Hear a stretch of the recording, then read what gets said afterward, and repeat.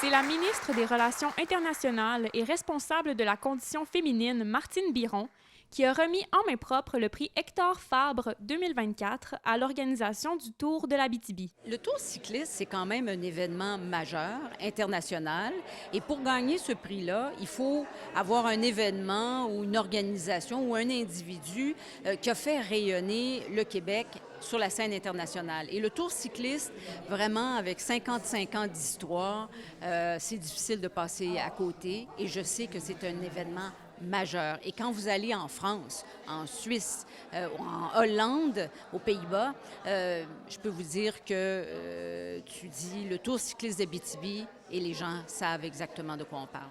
Pour la présidente de l'organisation, Mélanie Rocher, c'est une grande fierté de voir la région rayonner sur la scène internationale. Nous, là, l'Abitibi, on est une grande région, mais petite en même temps. Donc, c'est important pour nous de se démarquer à travers le Québec et de démontrer que c'est pas parce qu'on est petit qu'on n'est pas grand. Donc, on est capable de faire beaucoup de choses avec très peu. La ministre l'a bien dit, on est 98 bénévoles. Si on se compare au Grand Prix, c'est pas tout à fait la même affaire. Donc, on est capable de montrer au restant du Québec, mais même au restant du monde, à quel point on est capable de faire de très grandes choses et de se démarquer à travers le monde.